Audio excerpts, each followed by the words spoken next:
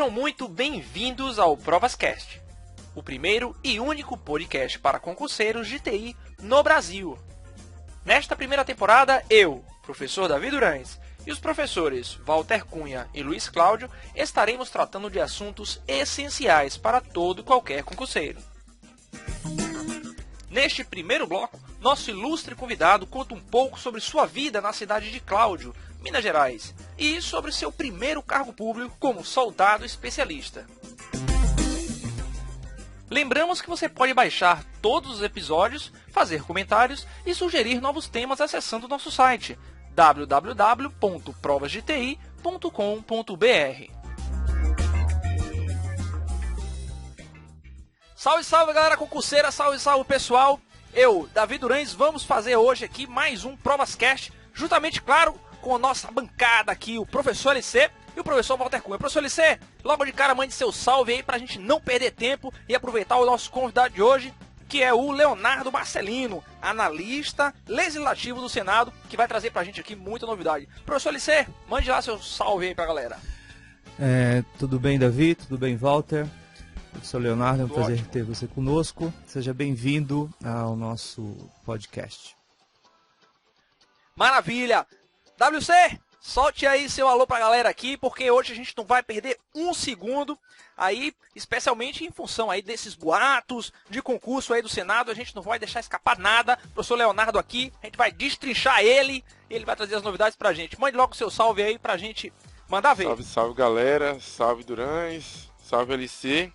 Salve aí o Leonardo Marcelino, que é meu amigo pessoal. Ele vai trazer hoje muitas informações legislativas aí pra nós.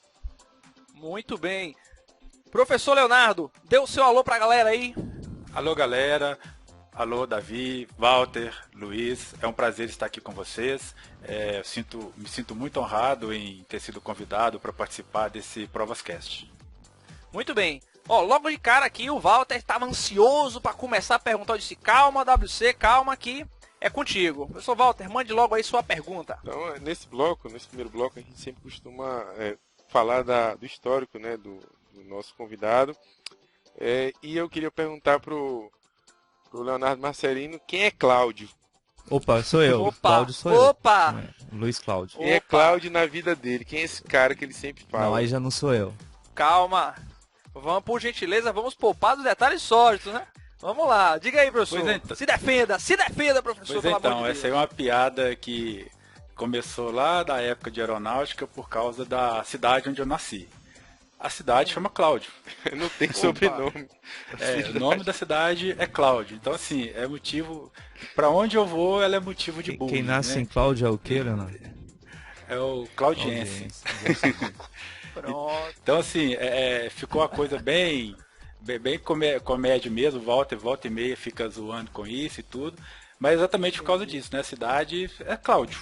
O nome dela é simplesmente Cláudio, porque é de um escravo que, na época dos bandeirantes, encontrou ouro. Os donos dele ficaram com o ouro que ele encontrou e, em homenagem, deu o nome do ribeirão onde estava o ouro a esse escravo. Depois a cidade virou Cláudio. Que Eu tô maravilha. pontuando Aproveitando isso então, aí, Durães. A piada é séria, mas é pra demonstrar que o cara também é um daqueles heróis, né? Que sim, saiu o Heróis da lá Resistência. do Cláudio. Não, E hoje ele tá no Senado Federal. Então o Aliás, cara aí ele tem propriedade, tá? Professor LC deve estar se sentindo, inclusive, não, ele homenageado saiu aí por essa de cidade, Cláudio, né? Que é a cidade. Do Cláudio não sai nada. Muito, Fica legal não, muito né, bem. Cláudio? E aproveitando, professor, traga logo já, vindo de Cláudio, né? Da cidade de Cláudio, que fica onde, professor? Centro-Oeste de Minas. Centro-Oeste de Minas. Isso. Pessoal aí, nossos amigos concurseiros de Minas, mandar logo um salve especial aí pra galera de Cláudio. Conte então, né, comece aqui logo esse nosso bate-papo, depois dessa resenha inicial, dizendo como foi sua vida em Cláudio e como foi aí o seu pontapé inicial pra vida de concurseiro, que aliás, pra chegar onde você chegou, com certeza não foi nada fácil. É verdade. Pois então, Davi, a cidade de Cláudio é uma cidade com aproximadamente 20 mil, um pouco mais de 20 mil habitantes. É uma cidade de interior de Minas, na região centro-oeste, e lá não tem tradição de concurso. Até hoje ainda não tem a tradição de concurso público na cidade. Eu imagino, né? É verdade. Apesar da facilidade de contato com Belo Horizonte, por causa da BR-381, de cidades maiores próximo, a cidade em si não tem tradição de concurso público. Lá, normalmente, hoje, apesar de ter melhorado bastante, na minha época eu só tinha como opção de trabalho ou trabalho braçal, em fundições de metalurgia, ou trabalho no campo, que seria lavouras de café e canaviais. Então eram essas duas opções que tinha lá para a pessoa como digamos, que não nasceu em berço de ouro, né? Ô, Leonardo, você... esse era Desculpa te interromper. Eu ia Sim. fazer uma pergunta, acho que emendando aí o que você está falando. Aí você fez faculdade lá, você teve que sair para fazer faculdade? Como é que foi? Segundo grau você fez lá? Os estudos iniciais? Cláudio não tem faculdade. Hoje tem, né, digamos, uma sucursal, um anexo do Inesp, que é de Divinópolis, mas na minha época não tinha. E lá eu fiz até o ensino médio, né, que na época eu fiz o técnico em contabilidade. E o que aconteceu? Até essa época eu não pensava em concurso público. Eu pensava simplesmente, não, eu não vou continuar trabalhando em serviço braçal, vou fazer técnico em contabilidade e vou trabalhar nos escritórios das empresas que tem na cidade. Por volta de 97, final de 97, começo de 98, aí começou um pessoal o cursinho que chamava na época pré-militar, ia para lá fazer as palestras, algumas coisas. Aí alguns colegas meus achavam interessante, participou das palestras, comprou material, eu não tinha achado interessante. Só que no ano de 98 eu comecei a perceber que não ia ter muita possibilidade de crescer na cidade, porque aquela ilusão de que eu ia ser o técnico em contabilidade e ia trabalhar em escritório, começou a cair ao perceber que quem trabalhava nos escritórios eram os filhos dos donos das empresas. Então eu ia continuar no meu serviço braçal e ir apanhando café com a minha mãe. Então eu pensei, a minha alternativa é sair da cidade. E para sair eu tinha que procurar alguma coisa. O que apareceu para mim no primeiro momento foi o concurso da aeronáutica para soldado especialista. Então esse foi o meu primeiro concurso. Eu comecei a estudar mais ou menos em fevereiro, março de 98, com as apostilas do pessoal que tinha comprado desse cursinho pré-militar, que eu ganhei deles, né? Porque na época eu não tinha condição nem de comprar as apostilas, não. A remuneração lá é salário mínimo e não é mais que isso. Bicho, só tem herói nesse negócio aqui, velho. Só tem guerreiro, cara. Só vem pra cá, Highlander e coisa do Só vem tipo. ninja, shinobi. Fala aí, Aí, Leonardo. Sim, mas continue, Bruno, mas continue. Pois então, aí nesse ano de 98, eu comecei a estudar por esse material desse cursinho que chamava pré-militar. Com esse material eu consegui ser aprovado como soldado especialista de serviço de guarda e segurança. Maravilha. Maravilha, mas assim, recurso internet, coisa do tipo? Zero, né, cara? Tá vendo aí, pra você que nos ouve, preste muita atenção nisso, porque hoje a informação tá aí mastigada, né? Nosso portal tá aí com prova disso. Fica atento que hoje tá tudo muito mais fácil, viu? Muito mais fácil mesmo. Nessa época, Davi, lá a gente não tinha nem as BBS, pra você ter ideia. Lá era...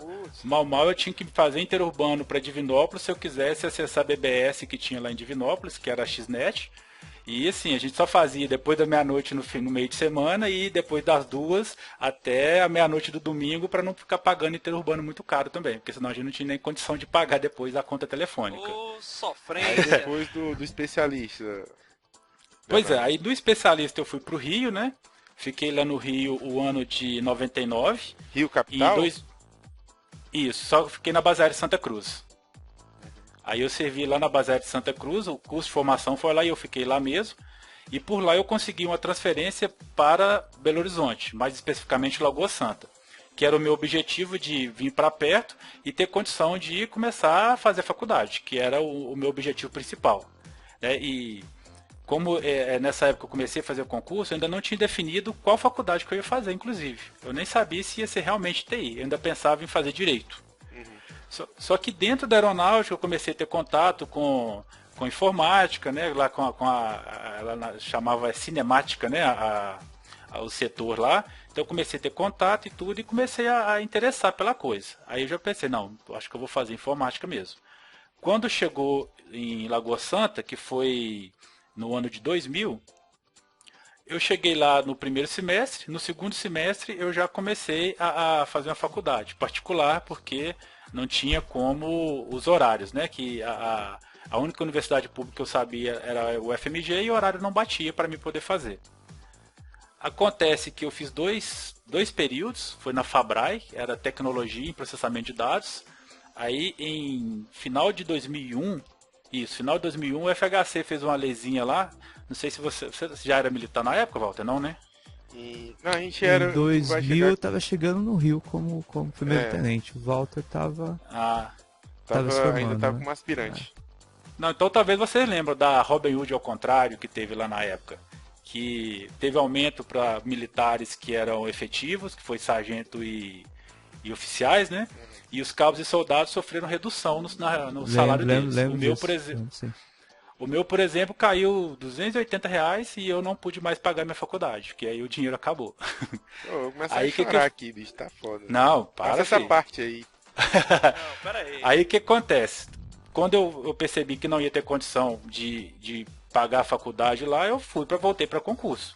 E o concurso primeiro que apareceu que eu fui fazer foi de bombeiro. Aí lá eu ia ganhar umas 3, 4 vezes mais do que o soldado bombeiro lá de Minas. Ganhava umas 3 vezes mais do que o soldado da aeronáutica.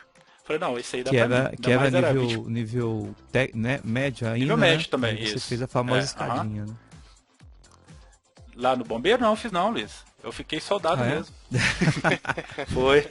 Não, mas o salário aumentou, pelo menos. Não, aumentou. Então, já dava pra comprar um X-salada. Ficou bem mais tranquilo. Porque você assumiu a posição que ia te dar uma remuneração melhor, você ia poder fazer a faculdade com certeza. Com os concursos Verdade. de nível, né? Isso. E era esse o meu real objetivo. Então, em 2002, eu fui pro bombeiro. Aí no bombeiro eu fiquei 9 meses em curso de formação em Belo Horizonte.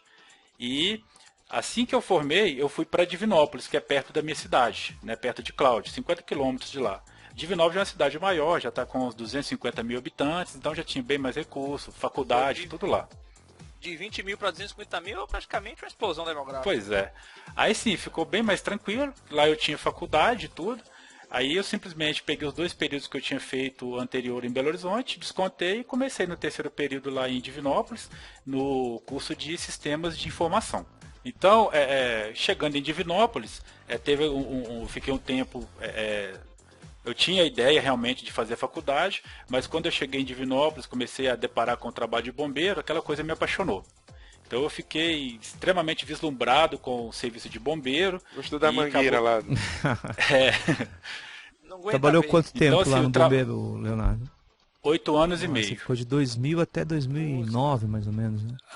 Até novembro de 2010. Pegou um dinheirinho, caiu o dinheiro primeiro no osso, aí ficou doido. Então, aí o que acontece? Eu fiquei realmente um tempo afastado, porque eu cheguei lá, primeiro fui me estabelecer, e nesse tempo que eu estava me estabelecendo em Divinópolis, acabou que eu peguei gosto pelo serviço de bombeiro. Então eu fiquei fiquei uns 3 anos sem me preocupar com faculdade e tudo, mas aquele plano ficou encostado, mas não abandonado. Chegou um momento que eu sabia que eu ia querer mais coisas, eu ia querer mais do que aquilo de onde eu estava.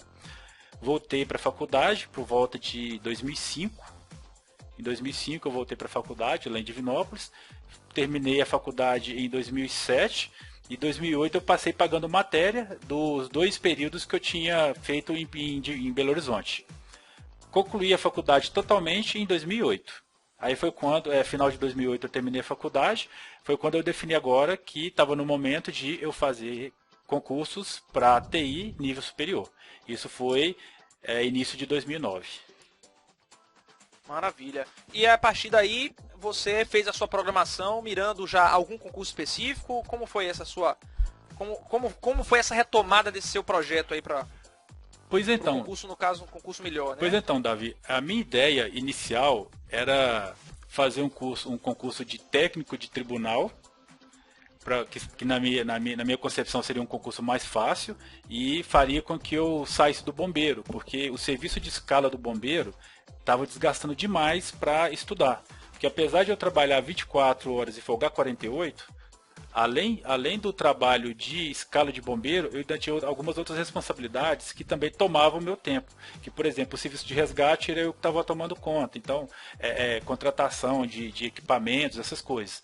E isso estava me tomando muito tempo e me incomodava que não sobrava tempo suficiente para estudar. Então eu falei, eu tenho que passar num concurso nível técnico, que aí eu posso ficar mais tranquilo e estudar. Então, o meu foco inicial foi técnico de tribunal. E o que tinha aberto no primeiro momento foi o TRT de Minas, Sim. que foi no final de 2009. E depois dele teve o MPU, que foi em 2010. Né? O MPU foi aquele concurso monstruoso, com aquele mundo de vagas que foi prometido, que depois não chamou aquele mundo nada, né? Pegadinha do malandro. Isso. Então, Muito bem. aquele concurso foi o foco principal, né? Depois que eu já comecei a ter uma certa experiência de concurso. Mas antes disso, logo no início de 2009, eu comecei, antes de estudar realmente, eu pensei que primeiro eu tinha que ter o meu planejamento. Simplesmente sentar e abrir o livro e estudar, eu não achava que era correto. Maravilha. Olha só, vou te cortar agora para poder a gente deixar essa sua estratégia aí para o nosso próximo bloco. Professor Walter, vamos fechar mais uma perguntinha para a gente engatilhar aí? Essa parte da preparação a gente vai colocar no próximo bloco, né? E para quem não sabe, né? Eu acho que Cláudia é aquela cidade onde deu aquele problema lá do Aécio, né? Não?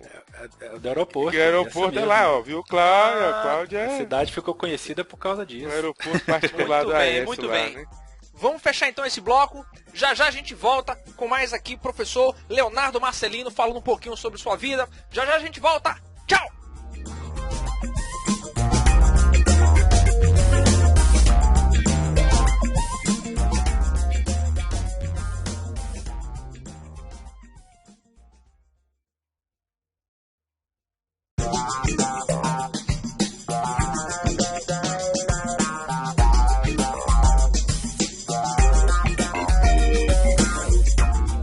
Sejam muito bem-vindos ao ProvasCast, o primeiro e único podcast para concurseiros de TI no Brasil. Nesta primeira temporada, eu, professor Davi Durães, e os professores Walter Cunha e Luiz Cláudio estaremos tratando de assuntos essenciais para todo e qualquer concurseiro. Neste segundo bloco, o professor Leonardo Marcelino fala sobre a preparação que o levou às primeiras aprovações em vários órgãos de diferentes esferas do funcionalismo público. Lembramos que você pode baixar todos os episódios, fazer comentários e sugerir novos temas acessando nosso site www.provasdeti.com.br.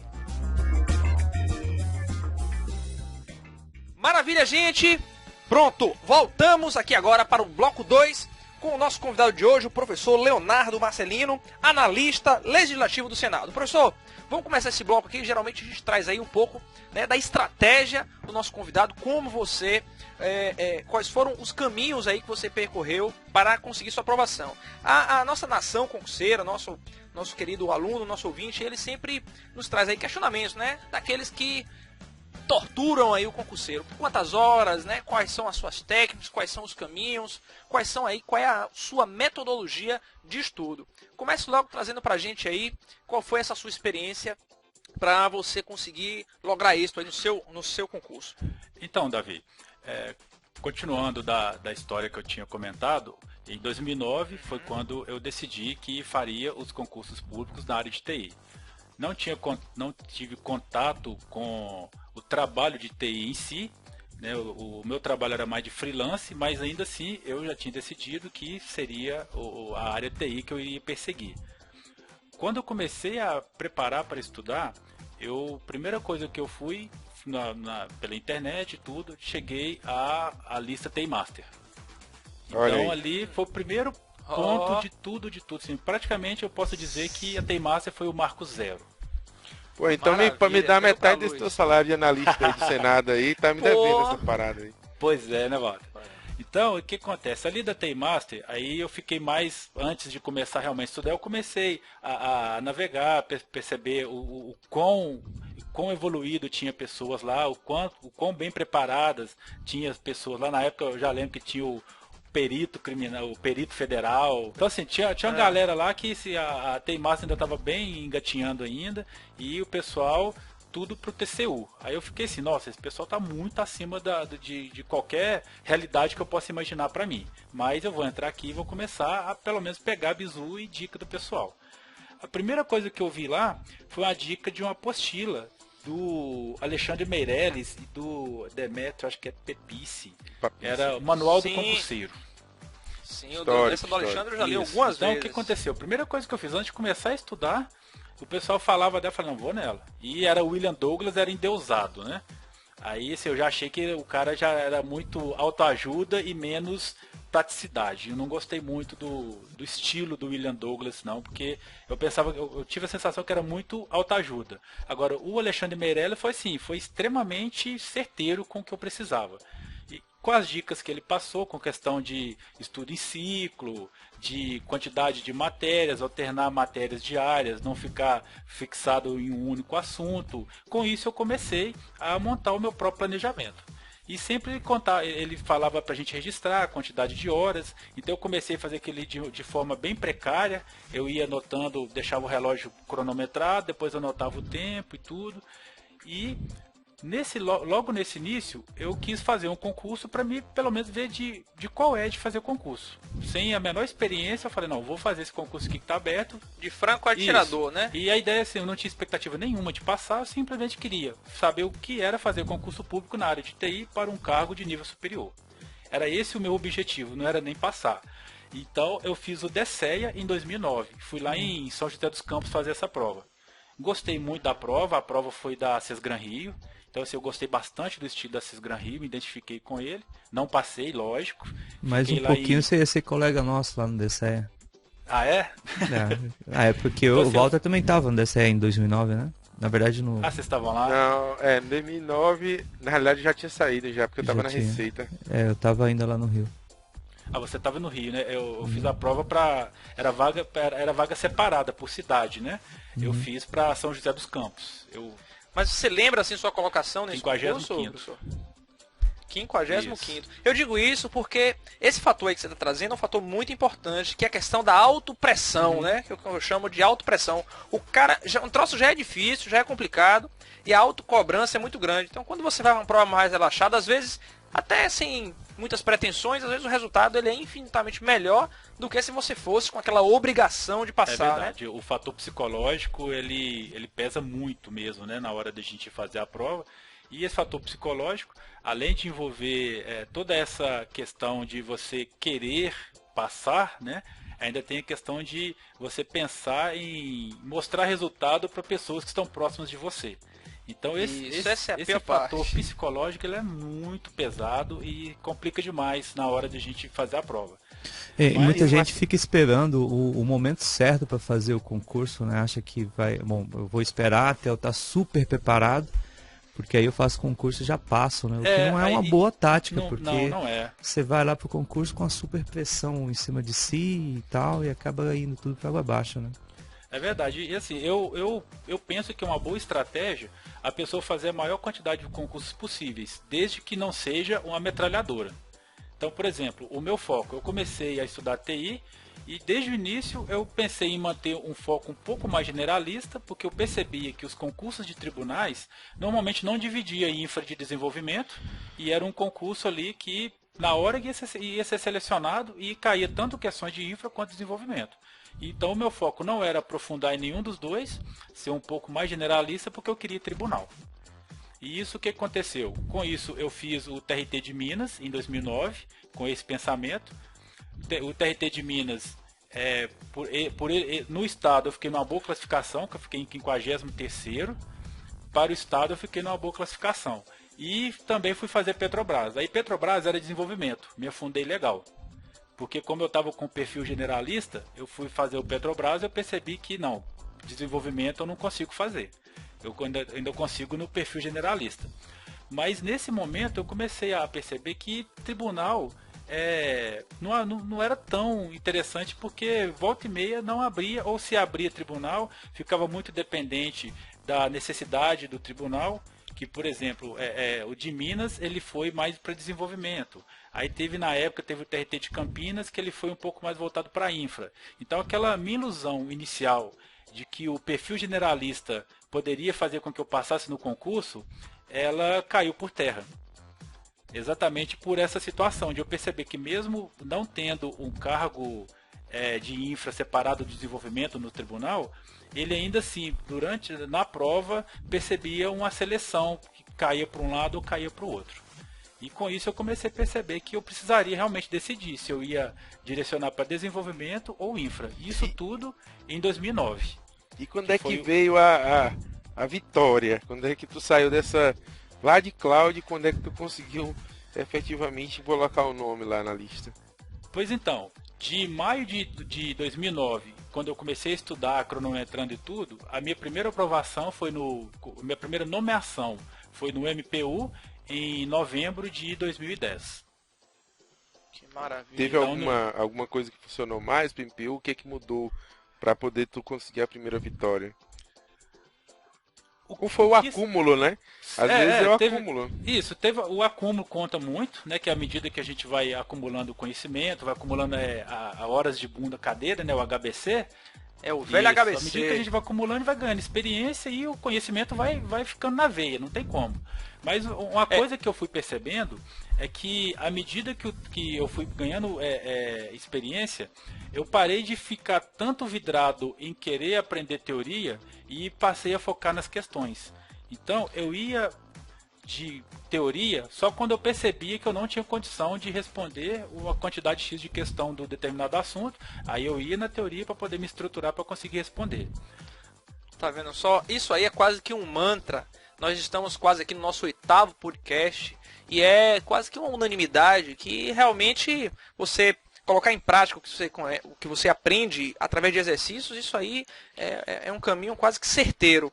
Uma outra coisa também, professor, que muito chega aqui pra gente é assim, muitos alunos, muitos daqueles que nos ouvem agora, eles trabalham, tem a dupla ou tripla jornada.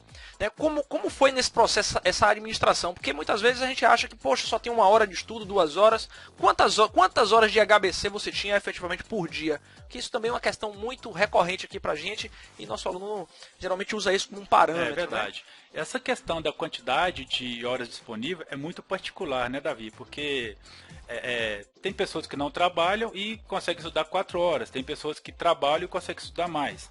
Quando eu estava no bombeiro, como a minha escala era 24 horas de serviço e 48 horas de folga, o que acontecia? Mesmo após um dia inteiro de trabalho, eu chegava de manhã, antes de fazer qualquer coisa, era o banho, um lanche e ia estudar. Eu não ia dormir, né? Mesmo que eu tivesse varado à noite, se fosse preciso eu ficar estudando em pé, fazendo alongamento para sentir uma dor muscular e espantar o sono, eu ia estudar, porque a minha meta era de 50 horas na semana. Cara, mais um John Connor aqui na... Porra, John Connor, velho, tá então, foda, que realmente... Aí a gente chega no velho discurso que eu ouvia muito na época da minha frequência maior na T-Master, que o pessoal ficava falando muito de, mas qualidade do estudo é o que importa. Eu penso diferente. Eu sempre tive pra mim que 1 é mais do que 0. Então o que eu penso? Se você pode estudar e o seu aproveitamento vai ser 30%, você pegar simplesmente deitar e não fazer nada, o seu aproveitamento é 0. Então, se você tiver condição de estudar com 100% de qualidade, um ambiente totalmente isolado, joia. Mas a pessoa pode usar isso como desculpa. Por exemplo, meu vizinho está tocando um pagodinho, não vou estudar porque o pagode dele vai me atrapalhar, eu não vou ter qualidade de estudo. E usa isso como desculpa para poder ficar fugindo dos estudos.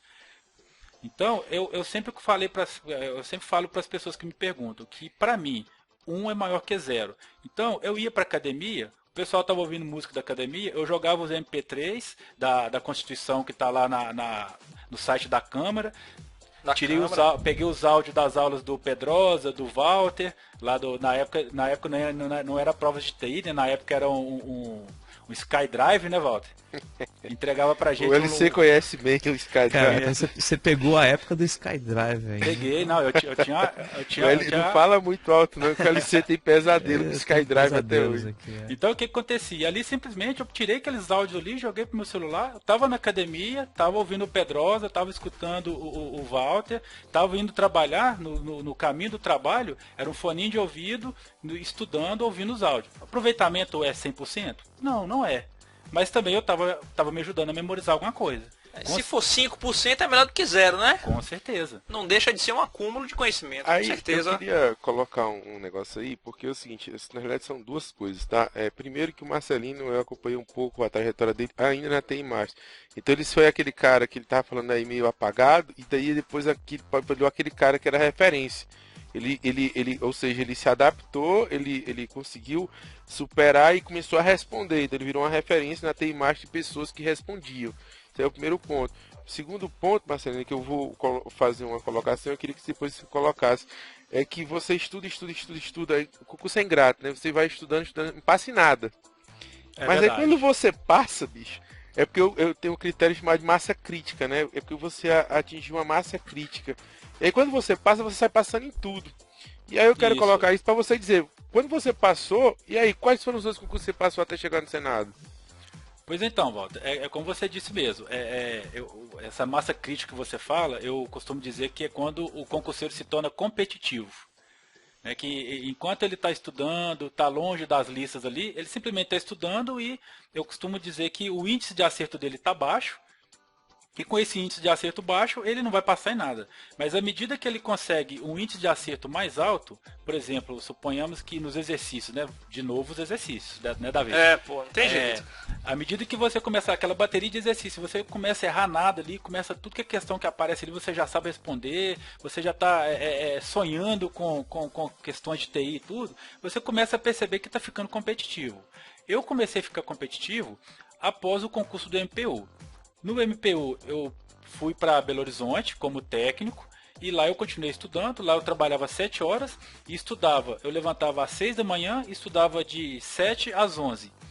Trabalhava de meio-dia às 7, depois eu chegava em casa por volta de 7h15, 7h40 eu estava preparando para estudar, 8 horas eu começava a estudar e parava meia-noite. Então eu estudava 4 horas antes de ir para o trabalho e ainda estudava mais 4 horas depois do trabalho. Isso não em horas... Nessa época a Carol não existia, então, né? Já existia. Guerreira, mais uma guerreira. Passava aperto comigo, tadinha. De segunda a sexta não existia namoro, existia só concurso. Tá vendo aí? Mas agora, aí só pra finalizar, mas assim, aí foi MPU e aí, Isso. a sequência. Aí depois que eu 2010, né? Novembro de 2010 eu entrei no MPU. Aí, início de 2011, eu fiz ABIN, fiz Previc e fiz BNDES. Passei nos três, o ABIN eu fiquei em quarto, o BNDES eu fiquei em quarto, Previc eu fiquei em quinto. Aí começou a esculhambar, mano. Aí o começou a Rick Grimes esculhambar. lá do Walking Dead, saiu matando todo mundo. Aí eu passei para aquele outro meu alcunha, né, Walter? O Travalista, né? Uhum. Que Trabalhista, tá certo. O problema foi que em 2011, Davi, com a entrada da nossa querida presidenta, em março teve um bloqueio de todos os concursos, não teve nomeação nenhuma, né? Então, assim, 2011 ficou que ele teve concurso, não teve nomeação, concurso que simplesmente ia sair do edital foi suspenso, e ficou aquela coisa assim, sem acontecer nada em 2011. No Isso. limbo, verdadeiro limbo. Aí, assim, sempre vai sair zoeira e tudo, e eu sempre tava assim. Na BIM, nomearam 3, eu era o quarto. Na Previc, nomearam 4, eu era o próximo. Cara, era um empata. No BNDES, a mesma coisa. Tinham sido nomeado 3, eram para aposentar 12. O pessoal ficou lá esperando lá e não aposentou, porque o quarto da lista era o Marcelino aqui. O que acontece? No ano de 2012, eu fiz a CGU e o Senado na ordem inversa, né? Primeiro o Senado e depois a CGU. O Senado foi mais ou menos a primeira prova em março, a segunda prova em abril. A CGU, a prova foi em junho. Passou em tudo. Isso. Aí uma coisa que eu gostaria de deixar bem focado aqui, que é um bizu que eu gosto de dar, com relação à questão de querer passar muito. Que igual você tinha falado lá no começo. Quando chegou nessa época aí de CGU e Senado, eu passei o ano de 2011 inteirinho só estudando. Já tinha passado em ABIN, então não era qualquer concurso que me chamava atenção mais. Estava esperando a ABIN para ser nomeado, Previc para ser nomeado e BNDES para ser nomeado. Qualquer um dos três eu poderia, como se diz, aposentar a caneta. Mas 2011 passou, não aconteceu nada e foi gerando aquela ansiedade de, pô, eu sou técnico do MPU, já tem concurso lá que... Eu comecei até a contar o salário que eu estava deixando de ganhar. Então assim, já estava começando a ficar incomodado com aquilo. Aí saiu o concurso do Senado, eu entrei nesse desespero mode aí. Não tem que... Desespero mode mesmo. Esse aí que eu vou passar porque não dá mais. Aí o que aconteceu? Eu entrei num ritmo muito alucinante, entrei num ritmo muito frenético. Frenético. Mandou a Carol pra casa da mãe. Frenético era o quê, ô Marcelino? Quantas horas por dia isso aí? Todas? Cara, era O que todas desce? possíveis e imagináveis. Então assim, pra ter ideia, eu ia pra casa da Carol, enquanto ela tava trocando de roupa, eu tava com o Anki lá. Nossa Tava Senhora. rodando o Tá Anki. de brincadeira. Então, Olha só. Assim, o que aconteceu? Eu fiquei muito alucinado pra estudar e isso me cansou. Aí, Era de se esperar, quando né? chegou na primeira prova do Senado, eu tava extremamente cansado. Cansado assim, a ponto de que na prova de português, eu dar pescada na prova. Cara, O esgotou. cansaço, eu esgotei-se muito. Eu falei, puta merda, eu perdi a prova porque eu cansei. Aí assim, eu já saí de lá achando que eu tinha perdido aquela prova, porque eu esforcei demais e cheguei lá no momento cansado do jeito que eu tava. Consegui fazer TI, consegui fazer as questões de TI, mas as questões de direito, de português estavam muito pesadas, muito cansativas. Eu consegui fazer, mas não estava achando que estava legal. A hora que eu saio lá, já começo a ver mensagem que a prova tinha sido anulada, porque teve envelope violada, que eu falei, nossa, beleza, agora eu vou descansar. Ainda pensei desse jeito, falei, não pensei nem que eu vou voltar, eu preciso descansar. Preciso colocar as coisas no eixo para poder acertar e ver onde que eu estava errado. Maravilha, professor. Olha só, tá aqui a conversa vai rendendo, a gente já estourou aqui o nosso bloco, tá? E aí o papo vai rendendo sem fim e a gente fica querendo saber o final dessa novela. O Senado, A gente vai começar, e isso aí é tudo para entrar no Senado, né? A gente vai trazer aí esse tema novamente aqui agora no nosso próximo bloco. A gente vai deixar aqui um abraço pra galera. Já já a gente volta com mais aqui o bate-papo com o professor Leonardo Marcelino. Beijo, galera. Tchau.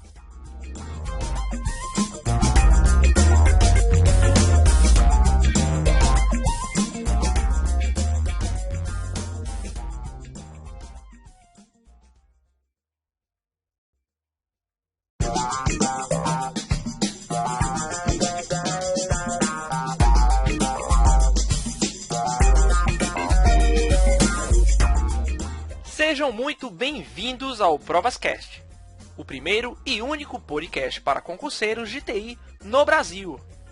Nesta primeira temporada, eu, professor Davi Durães, e os professores Walter Cunha e Luiz Cláudio estaremos tratando de assuntos essenciais para todo e qualquer concurseiro. Neste terceiro bloco, abordaremos aspectos específicos da preparação focada de nosso entrevistado para o cargo de analista do Senado Federal, que é o sonho de consumo de muitos concurseiros. Lembramos que você pode baixar todos os episódios, fazer comentários e sugerir novos temas acessando o nosso site www.provasdeti.com.br. Maravilha, gente! Vamos voltar agora aqui para o nosso terceiro e último bloco, falando aqui com o professor Leonardo Marcelino, que é analista aí legislativo do Senado. Professor, eu gostaria que você retomasse aí um pouco o seu pensamento com relação às suas dicas, né? Fechar aquele raciocínio e a gente começar falando um pouco sobre como é o Senado, né? Como foi essa notícia, né? Essa aposentadoria da caneta, se é que você aposentou, porque eu acho que você já está no topo da cadeia alimentar, né? E aí a gente arrematar aí esse bate-papo com o nosso podcast. Diga lá. Ok, Davi. Então, como eu estava dizendo, na primeira prova eu estava extremamente cansado, porque eu me forcei demais. Hoje eu tenho a planilha que o pessoal também pode conferir lá na nossa rede social do Itinerante. Nesse post lá está relatado toda a minha história de concurso, com a carga horária que eu acumulei tudo. Então assim, eu acumulei 5.038 horas de estudo até o junho de 2012, que foi o último dia que eu estudei para fazer a prova da CGU. O que eu gostaria de deixar aqui com essa história do Senado? É importante ter uma quantidade grande de horas de estudo? Sim, como a gente disse, HBC é o que importa. Mas tem que chegar vivo, né? Mas o mais importante é ter uma coisa em mente, ritmo sustentável. Porque concurso é algo de longo prazo, não é da noite para o dia. Então você não vai fazer 100 metros, você vai fazer uma maratona. Então tem que ter um ritmo sustentável. Não pode ser aquele ritmo que seja cômodo, porque se for cômodo é porque você pode dar um pouco mais de gás. mas também não pode ser aquele ritmo extremamente estafante que você vai chegar lá no final arrastado. Se chegar no final, né? Então, assim, o que mais ou acontece dura só uma semana, né, o cara professor? estudar É um piripaque. 15 horas por dia e Exato, durar sim. uma semana e desistir, né? Pois é. Aí, como o Davi perguntou, qual que é a quantidade de horas e tal, eu acho que é extremamente particular. Eu penso que tem que ser uma quantidade de horas que tenha o seu esforço pessoal. Não pode ser aquela coisa assim, vou estudar 1 hora por dia, mas na verdade o cara consegue estudar 3. Então, assim, é extremamente pessoal, tem que ser uma coisa que tenha que trazer um pouco de incômodo, porque precisa é um esforço que a gente vai fazer, mas também tem que ser uma quantidade que possa te permitir que você tenha uma sustentabilidade, ou seja, que você consiga fazer, que você vai cansar, é lógico, e que estudar para concurso cansa, mas que não te esgote. Porque se esgotar, você não vai conseguir o seu objetivo principal, que é chegar lá na prova e fazer uma boa Leonardo, prova. Que foi o que aconteceu. Essas 5.000 e tantas horas foi para chegar até o Senado, mas um pouquinho antes disso você já tinha conseguido alguns sucessos, né? Isso. Porque 5.000 e tantas horas dá alguns anos de estudo, pode desestimular a galera, mas você já estava acumulando sucessos antes disso, né? Pois então, lembrando que só para o pessoal não tá ligado, né? O Leonardo vai falar já que ele estava na primeira, vai tentar a segunda, mas o Senado, Davi, ele é o Olimpo de TI. Não, eu imagino. Tá? É o Olimpo. Não perguntou se ele aposentou a caneta, só se ele for virar juiz agora, tá? Não, Deus, né? Um homem desse. Pois É o então, Kratos. ô, Luiz, como você estava falando que essa quantidade muito de hora pode desanimar o pessoal, então assim, nesse post que eu coloquei lá no itinerante, o pessoal vai perceber que a partir das 2.000 horas de estudo, com 2.000 horas eu passei no MPU, com 2.400 BNDES, 2.600 ABIN e 2.800 Previc. Tá vendo? Olha Então, aí, assim, o meu depois- cálculo é 2.340, ó. 2.340 lá, você vai passar no cálculo de 5 dígitos. Olha aí, a prova aí. Então, assim, eu acho que seria pro concurseiro médio, né, o ponto fora da curva, com 500 horas ele passa, né? Mas pro concurseiro médio, eu acredito que em umas 2.000 horas ele está competitivo. Se ele fez a coisa com disciplina, se ele estudou com um método, com um bom planejamento, com 2.000 horas, o concurseiro médio, ele já começa a ter resultados lá que a gente chama dos 5 dígitos, né, digamos assim. Menos consegue? Consegue. Né? Mas assim, eu costumo falar que essas 2.000 horas seria aquele ponto médio onde a maioria dos concurseiros vão se encaixar. Olha, eu queria até aproveitar, professor Marcelo, para fazer um registro rápido aqui, Sim. de que talvez aqui dessa bancada eu sou o mais concurseiro de todos, porque eu estou na ativa do concurso e eu, até nas redes sociais, represento muito o concurseiro, porque ainda não logrei tantos resultados assim. A gente está no certame e eu ouvindo você falar isso, cara, isso me afeta diretamente e com certeza afeta todos aqueles que nos ouvem agora, porque assim, é possível, sabe? A gente lida muito e eu interajo muito com os colegas de jornada aí lá no Saga Federal. É possível vencer, é possível. Se a gente conseguir armar uma estratégia, e você está trazendo isso pra gente aqui com muita clareza, isso me emociona, isso me dá um gás, rapaz. Eu saio desses ProvaCasts aqui outra pessoa. E com certeza aquele que nos ouve também, porque eu saí do podcast aqui do professor Vilar, praticamente passei 12 horas sem dormir, ligado, pesquisando, e é essa sensação que eu tenho, com certeza, tendo feedback da galera que nos ouve aqui, é a mesma sensação que o nosso ouvinte tem. Então, é uma contribuição substancial na aprovação da gente. Isso aqui, até me delonguei aqui nesse depoimento, mas é porque é verdade, só não é um vai sentimento chorar, hein, legítimo. Não, mas eu tô falando isso em nome daqueles que ouvem, que às vezes não conseguem se expressar, às vezes não conseguem comentar, mas é verdade, porque isso é um sentimento extremamente verdadeiro e de antemão agradecer, aproveitando logo aí esses 8 episódios que a gente tem, essa galera massa que passou aqui com a gente, porque realmente é um divisor de águas aqui, essas informações que trazem. Mas Marcelinho, continue, assim, professor. eu já tô nervoso. E aí, tu passou ou não passou no Senado? Pois então, cara, no Senado eu passei em excedente. Mas na segunda tentativa, porque na primeira não deu problema. Porque na primeira ela foi anulada, né? Então, Anulada. assim, não teve... Naquela não teve... prova que você estava cansado. Deu a e tal, sorte, essa não prova deu- foi anulada. Não Tu teve deu a classificação. sorte. Não teve classificação nenhuma na primeira.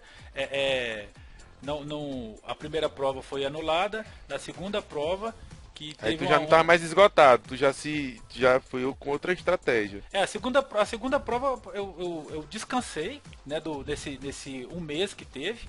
Eu reduzi para praticamente 50% da quantidade de horas que eu estava estudando, porque eu também não precisava estudar demais. O que eu precisava fazer? Corrigir algum ponto falho.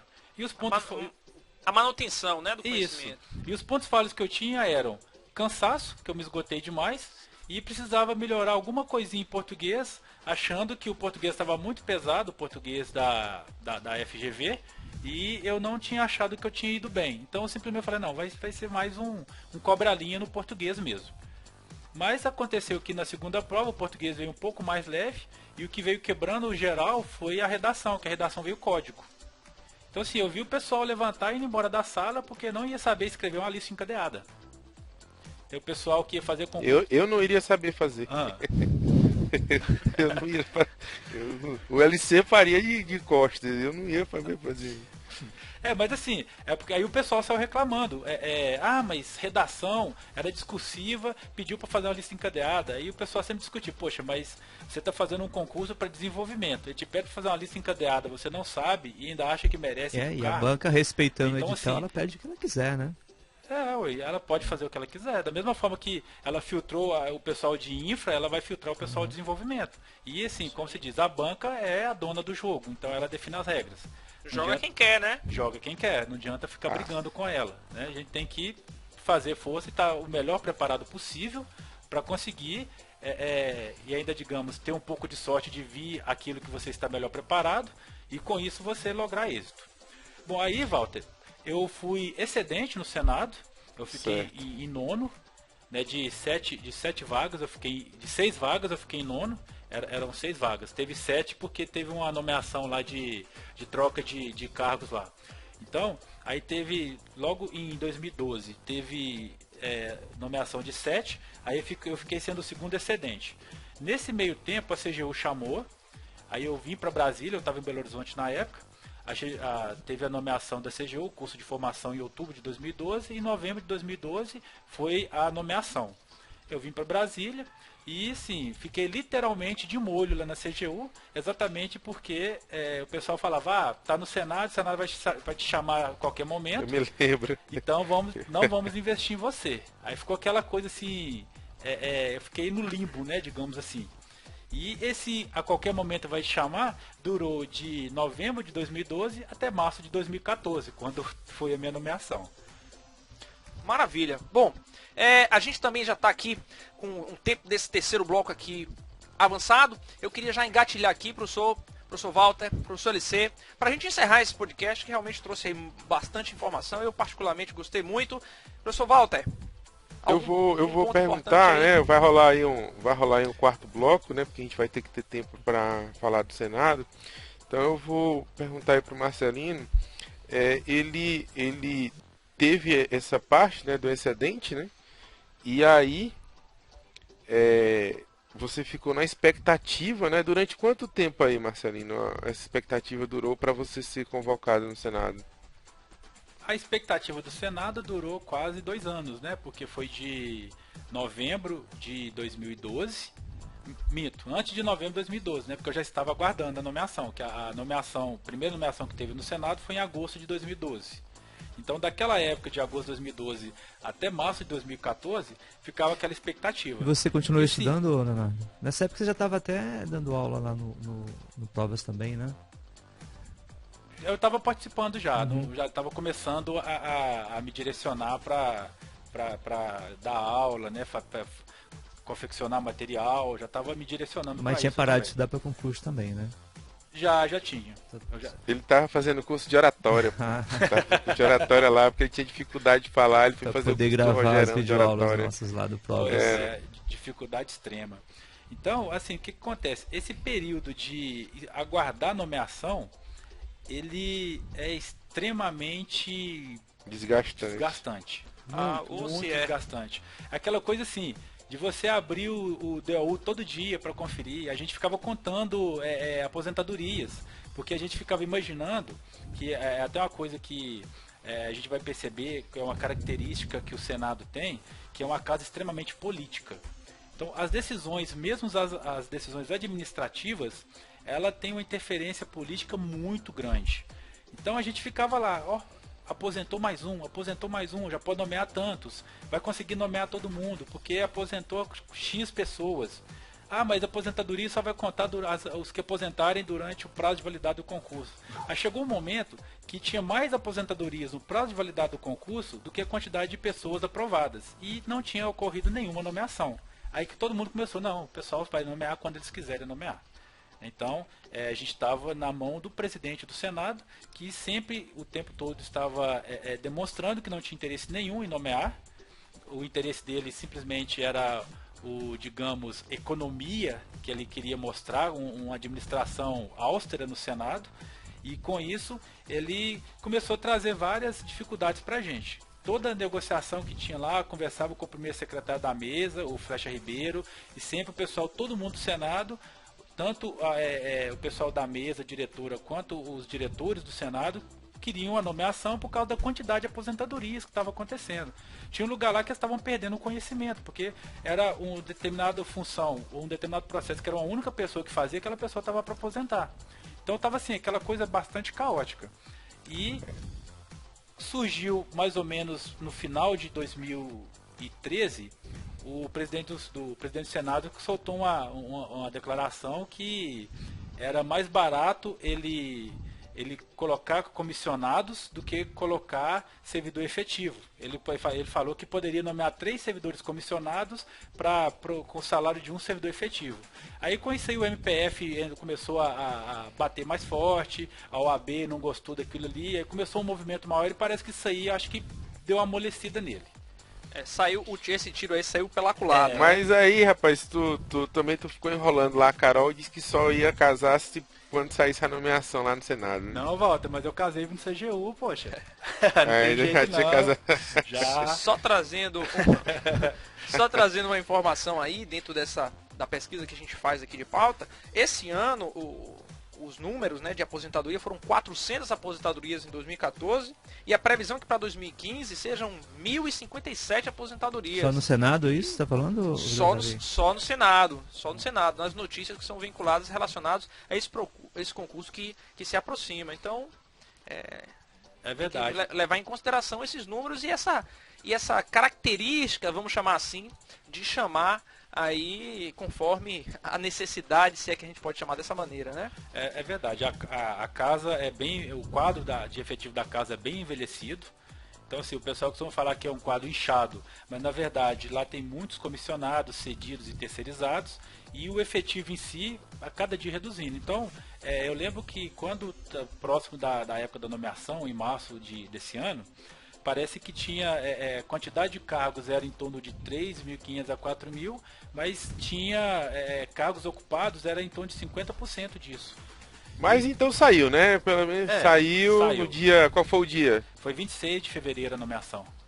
Aí você saiu, você passou a fazer parte do topo da pirâmide de Maslow, né? Do Olimpo, né? Tá completando aí 8 meses, né, de Senado, mais ou menos, 9 meses. Isso. Já tem bastante história para contar, então, sobre o dia a dia de lá, não? Pagou o porcão da galera? Pagou o porcão da galera? Aí sempre paga, né, Walter? A lenda urbana do porcão, né? Pois é, muito bem. Olha, o papo rendeu bastante. Nós vamos engatilhar aqui um 4º bloco. E nesse 4º bloco, aí o professor Leonardo vai trazer aí como é o dia a dia propriamente dito do Senado. Vamos lá, gente. Já já a gente volta. Um abraço para vocês. Tchau.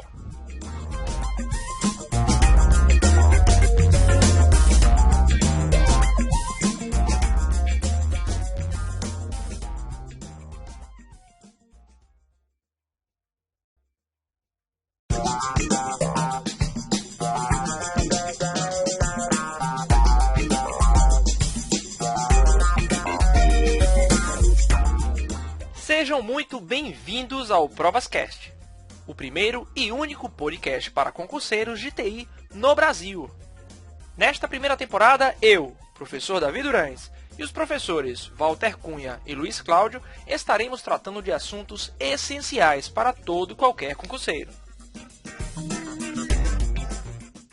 Neste último bloco, falamos um pouco do dia a dia do Senado Federal e sobre as atividades de um analista da área de TI. Lembramos que você pode baixar todos os episódios, fazer comentários e sugerir novos temas acessando nosso site www.provasdeti.com.br. Muito bem, gente, agora aqui no nosso quarto bloco, na nossa saideira, o professor Leonardo Marcelino vai trazer aí pra gente um pouco sobre o dia a dia, né, sobre a vida depois de ter alcançado aí o topo da cadeia alimentar em se tratando de concurso de TI. Professor Walter, engatilhe logo sua pergunta e vamos lá. Marcelino, assim, eu sei que você é um cara que gosta muito de suporte ao usuário, né? Eu queria que você me dissesse como foi essa sua chegada no Senado e se é verdade que você pediu para trabalhar no suporte lá no Senado. Essa é uma piada, né, Walter? Aconteceu o seguinte, voltando à história da CGU de eu ter ficado no limbo, esse limbo na CGU foi no suporte ao usuário. E maravilha. O que aconteceu? Voltando um pouquinho mais atrás, no MPU também aconteceu a mesma coisa, porque quando eu cheguei no MPU, eu tinha sido aprovado na BIM, então eu também estava aguardando nomeação. Aí o que eles fizeram? Vou te colocar no suporte ao usuário. MPU, suporte ao usuário, aguardando a BIM. A BIM me chamou depois que eu já estava na CGU. Aí na CGU eu tinha passado no Senado, aconteceu a mesma coisa. A CGU me encostou no suporte ao usuário porque a qualquer momento eu ia embora. Joia. Então eu tinha 4 anos de experiência de suporte ao usuário quando eu cheguei no Senado. Maravilha. Pode prestar suporte pro pessoal do Provas de TI, então, Walter. Olha aí. Aí que o Walter tá rindo é porque quando eu cheguei lá no Senado, a ideia do diretor do Senado era me colocar no suporte ao usuário, porque na concepção dele eu tinha experiência de suporte ao usuário. Ninguém tem mais suporte ao usuário do que tu, porra. Quando ele falou isso, sincero, cara, meu olho encheu d'água. Fiquei assim, com o olho cheio da falha, não acredito que eu vou pro suporte ao usuário. Aí ele percebeu que eu fiquei extremamente transtornado, deprimido com aquilo, quase, que não botar uma bala na cabeça. Fiquei muito transtornado O cara com aquilo. chegou no Olimpo para poder ficar no suporte ao usuário do Olimpo. Aí ele percebeu aquilo ali e perguntou o que estava acontecendo. Eu falei, ó, eu não quero ir para o suporte ao usuário. Aí eu expliquei para ele toda a situação. Ele falou, não, então peraí, então para tudo, vamos rever isso aí. Porque eu estava achando que você estava no suporte ao usuário por experiência e por gostar. Eu falei, não, eu estava ali porque eu estava encostado. Bicho, ninguém vai pro suporte ao usuário por vontade. Aí nesse momento ele foi e falou, que perguntou o que eu queria. Inclusive o próprio Molina, né, tinha me chamado para trabalhar com ele. Eu já falei com o Molina. Bomba 02 lá do ITA. Eu sei, André ele Molina. chegou a quase dar aula pra gente no Provas, né? Sim. Gravar uma coisa. Ele é um coordenador lá do setor de infraestrutura, e assim que eu cheguei lá, ele me sugeriu trabalhar com ele. Eu, com medo de cair no usuário, imaginando que o usuário era de infraestrutura, falei com ele, Molina, eu nem vou falar que eu quero, porque se eu falar que eu quero, provavelmente eles vão me jogar no atendimento ao usuário. Eu não quero, cara. Então assim, eu gostaria de estar trabalhando com você, porque a parte de segurança eu acho interessante. Mas se eu demonstrar que eu quero infra, eu vou cair no usuário. Tu viu no nível do trauma do cara. Isso. Porra. Aí, quando chegou lá, realmente o diretor falou que tinha pensado em me colocar no atendimento ao usuário. Eu falei com ele que eu não tinha interesse. Então, que o meu interesse era para a área que eu tinha feito o concurso, que era desenvolvimento. Aí rolou um segundo concurso do Senado lá para mim, que os 2 coordenadores da área de desenvolvimento sentaram lá e começaram a me sabatinar, prova oral.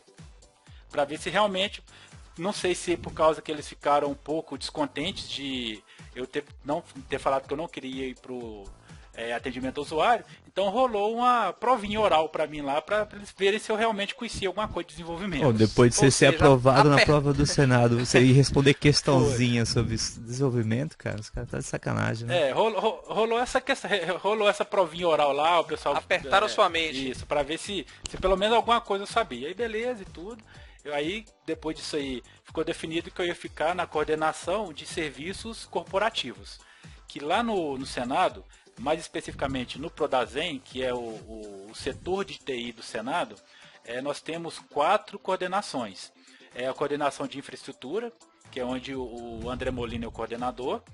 Temos 2 coordenações de desenvolvimento, que é uma coordenação que a gente chama de coordenação para serviços legislativos, que vai prestar serviços à área fim do Senado. Então, o painel eletrônico é eles que administra, o Lexis ML. Então, toda a área legislativa do Senado e do Congresso é de responsabilidade dessa coordenação.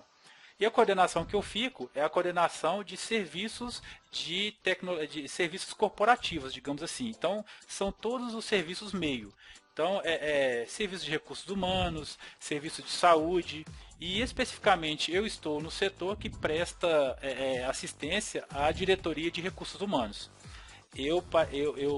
Mais especificamente, eu trabalho com a folha de pagamento do Senado. Olha aí. Não é nada. Aí. Ô Leonardo, tem escassez lá de pessoal? O dia a dia é puxado por falta de gente? Como é que é lá o trabalho em si? Nesse sentido, né? De quantidade de pessoal versus trabalho a ser feito. No âmbito geral, Luiz, a gente pode dizer que sim, tem uma escassez. Mas assim, o que realmente ainda falta ali no Senado é uma melhor distribuição.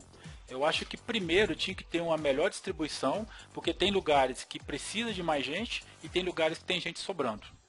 Mas assim, o problema maior lá é que o quadro é muito envelhecido.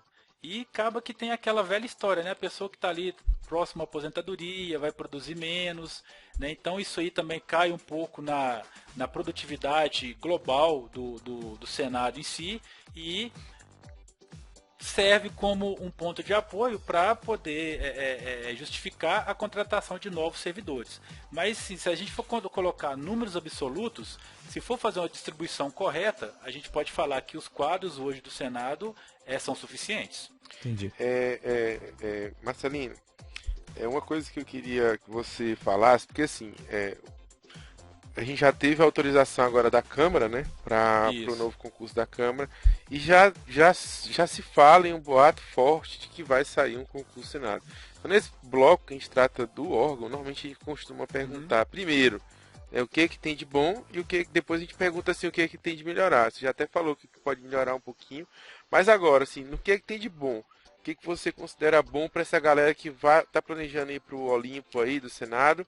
Então, o que você pode sugerir dos benefícios maiores que você encontrou, né, para esse pessoal? Um deles eu sei que você vai falar das famosas 6 horas, né? Enquanto eu tô lá almoçando com o Marcelino, que ainda vou voltar para trabalhar, o bicho já tá pensando em como é que ele vai voltar para ir para academia, né? Mas fala aí pra gente como é que é. Que maravilha. Pois então, só fazendo a pequena correção do Walter, que na dinastia atual do presidente Renan, o Senado passou para 7 horas. Né? Mas assim, nada que vai falar, vou deixar o Senado porque era 6 horas, agora passou a ser 7. Não. Dessas 7 horas aí que eu te dou meu salário, não tem problema não. A gente troca. Então, o que acontece? No Senado são 7 horas corridas, na Câmara continua 6 horas corridas. Uma diferença que o pessoal costuma falar de Câmara e Senado é que o Senado, como eu tinha comentado, ele é uma casa extremamente política. As decisões políticas do Senado influenciam demais no dia a dia administrativo. Coisa que o pessoal comenta que na Câmara não acontece. Na Câmara me parece que o diretor-geral tem mais força. Ele blinda a administração de forma que os 500 deputados não deem pitaco mesmo no dia a dia administrativo. Já no Senado o pessoal costuma falar que nós temos 81 presidentes. Então tem aquela interferência mesmo de todos os lados e fica aquela coisa assim de decisões, inclusive contraditórias. A dificuldade maior no Senado é essa, que o dia a dia político interfere nos processos administrativos. E as coisas boas? Coisas boas, né? Primeira coisa, a remuneração, né? Que podemos dizer que como diz o meu chefe, um dos meus chefes lá, que fala que a gente ganha igual um engenheiro da Google. Eu queria ganhar o teu imposto de renda, cara. Aquela Walter. Meu imposto de renda é a remuneração do técnico do MPU que eu tinha. Então, o que nós temos lá de melhor que tinha na CGU, por exemplo? O auxílio alimentação, na CGU era R$300, né, Walter? E o nosso está na faixa de R$700. É mesmo? O auxílio alimentação nosso é 718, se não me engano, 740. Praticamente meu salário. Conta outra, Davi. Aí vai, então, vai. Aqui, então nós temos, né, às 7 horas, lá no Senado, não em todas as áreas, mas no Prodazem tem o ponto biométrico, mas o nosso ponto é registro de entrada e registro de saída para registrar 7 horas de trabalho. Nessas 7 horas de trabalho, tem a concessão de almoço, você pode almoçar. Aí sempre tem aquela questão do bom senso, né?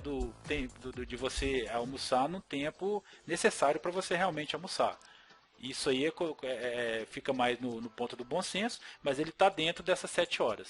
E o recesso? Vocês têm o recesso legislativo também? Nós Além das férias? Temos as férias e temos, de forma oficial, o Senado em si tem recesso em julho e dezembro, né? O pessoal da parte administrativa normalmente tem uma semana em julho, né, no tempo de recesso que os parlamentares têm em julho, normalmente cada servidor consegue uma semana.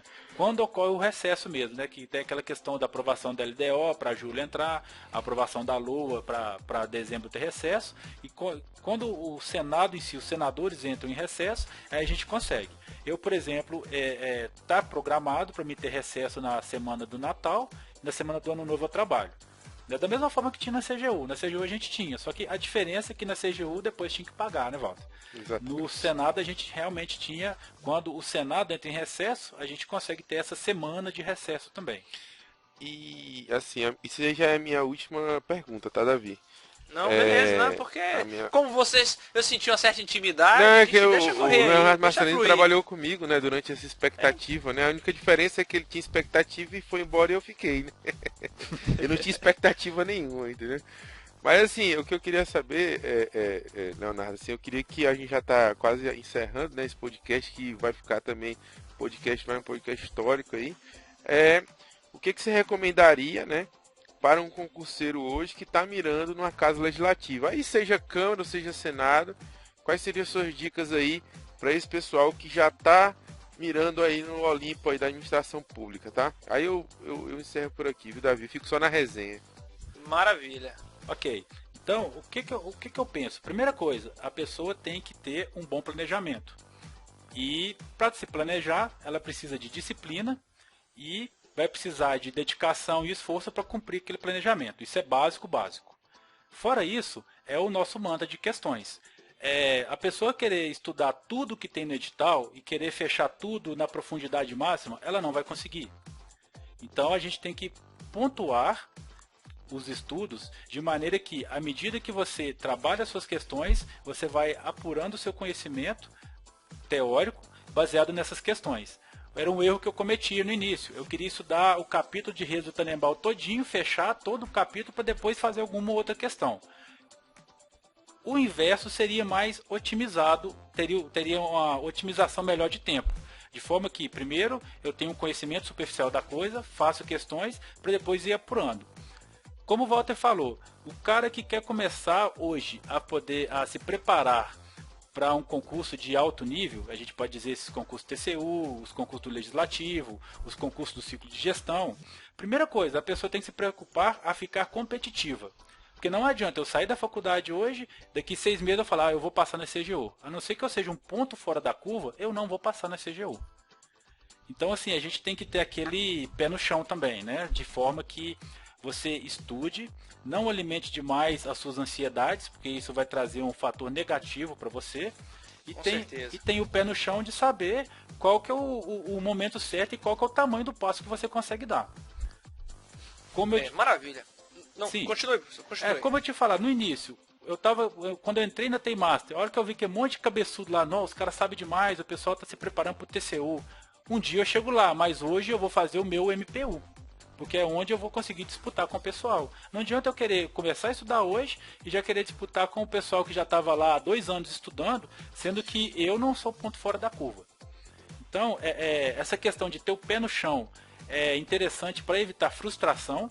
E ao se evitar frustração, você consegue manter o ritmo sustentável e continuar fazendo o concurso, acumulando as suas HBCs, de forma que vai chegar um momento que você vai estar competitivo, e é como o Walter falou, a partir daquele momento, o seu nome vai começar a popular as várias listas de concurso que você for fazer. Maravilha. Leonardo, deixa eu... David, desculpa. Não, diga lá, professor. Fazer uma pergunta Claro. só. Aí já é mais curiosidade minha também sobre lá o Senado. Existem 2 cargos, né? O cargo de consultor legislativo e o de analista, né? De TI, ambos na área de TI. De TI, a gente não pode falar que tem especificamente um cargo de consultor, não, Luiz. Porque assim, lá tem um consultor que a área dele é tecnologia da informação e comunicação. No último concurso teve vaga para ele, né? Teve um nomeado para esse cargo. Só que esse cargo ele é mais comunicação e legislação de telecomunicações do que TI propriamente dita. Por exemplo, você não vai estudar COBIT para fazer essa prova. Então você não vai estudar camadas OSI para poder fazer essa prova. Você vai estudar a lei de telecomunicação, legislação de TI no Brasil, vai estudar Sarbanes-Oxley, mas você não precisa de COBIT, você não vai precisar de ITIL. Então, se a gente for pensar em TI, que a gente vai precisar estudar ITIL, COBIT, infraestrutura, JE, é o analista de TI mesmo. O consultor de TI é uma coisa diferente disso. Eu nem considero ele como um cargo de TI hoje. É uma área interessante, né, que é uma área de pesquisa, você vai mais estudar, montar artigos e tudo, mas a gente não pode falar que você é um cara de TI quando você está na área de consultoria, não. Maravilha, então. Professor Cláudio, mais alguma consideração? Não, Professor Walter? Só isso mesmo, só queria matar essa curiosidade aí. Fechamos a conta e passamos a régua aqui nesse bate-papo riquíssimo que nos estendeu aí 4 excelentes blocos, tá? Contamos aqui. Queríamos logo de cara agradecer a disponibilidade, né, do professor Marcelino e nos contribuir muito aqui com a gente. Bom, professor Walter, suas considerações finais, tudo certo? Tudo certo. Eu queria agradecer aqui ao filho mais ilustre de Cláudio, né? Acho que quando ele deve ter sido aprovado, deve ter saído lá no carro de bombeiro, ele tinha facilidade, né? Marcelino é um cara que ele é humilde, né? Assim, tanto da origem mesmo, mas como vocês viram como é que ele fala sobre a respeito. É um cara lúcido, é um coach, né? Hoje já ele dá essa parte de coach, né, pro pessoal, porque ele já sabe qual é o caminho das pedras. E vou agradecer mais uma vez aí e pedir desculpa aí à nossa querida Carol por a gente ter roubado ele essa noite aí, né? Então, Carol, desculpa aí, mas é pelo bem da nação concurseira. Abraço LC, abraço Davi, abraço Leonardo e abraço a todo mundo que está escutando a gente e até o próximo ProvasCast. Show de bola. Professor LC, seu tchau pra galera. Só deixar o meu agradecimento aí grande para o Leonardo, né, que aceitou o nosso convite. E foi muito bom nesse podcast, a gente esperava inicialmente 3 blocos, a gente acabou emendando 4 aí bem naturalmente, né? O papo fluiu sempre com informações muito interessantes, principalmente para quem está pensando nesse concurso do Senado, né? Que deve sair em algum momento aí de 2015 a 2016, né? Pelo menos é o boato que rola por aí. E é isso, né? Obrigado, Walter, obrigado, Davi, até a próxima. Professor Leonardo, seu abraço pra gente fechar. Também gostaria de agradecer a todos, agradecer ao Davi, ao Luiz Cláudio e ao Walter, que como ele disse, nós temos uma amizade pessoal bem histórica, né? Eu não sei se ele lembra que desde a época do MPF, sim, a gente nem se conhecia, eu passando por uma situação bem complicada, né, Walter? Não sei se você lembra da época lá que eu te pedi ajuda na redação do MPF. Eu tinha acabado de perder minha mãe naquele dia e perdi a redação do MPF. O Walter foi quem me ajudou a montar o recurso e tudo. Então, assim, desde aquela época eu nutro por ele um respeito muito grande, né, de uma pessoa que é extremamente disponível a ajudar, né, não é aquela pessoa que te entrega a coisa mastigada, é aquela pessoa que te instiga a buscar as coisas. Então, assim, eu tenho um respeito muito grande por ele, admiro demais e eu gostaria de, sim, deixar aqui esse meu agradecimento pessoal para ele, exatamente para mostrar essa questão da gente estar próximo dessa amizade pessoal, que não surgiu assim, porque os dois estão lá na CGU, não. Essa coisa já era de antes, né? Foi no fogo da batalha que a gente começou a pegar o sofrimento de cada um. Então eu gostaria de deixar esse agradecimento pessoal para ele. E, mais uma vez, também agradecer a oportunidade de vocês terem me permitido participar do ProvasCast. Maravilha, professor. Mais um aí pro fã-clube do WC, junto com a minha carteirinha lá também no meio do bolo. Galera, um abraço. Até o nosso próximo ProvasCast. Tchau!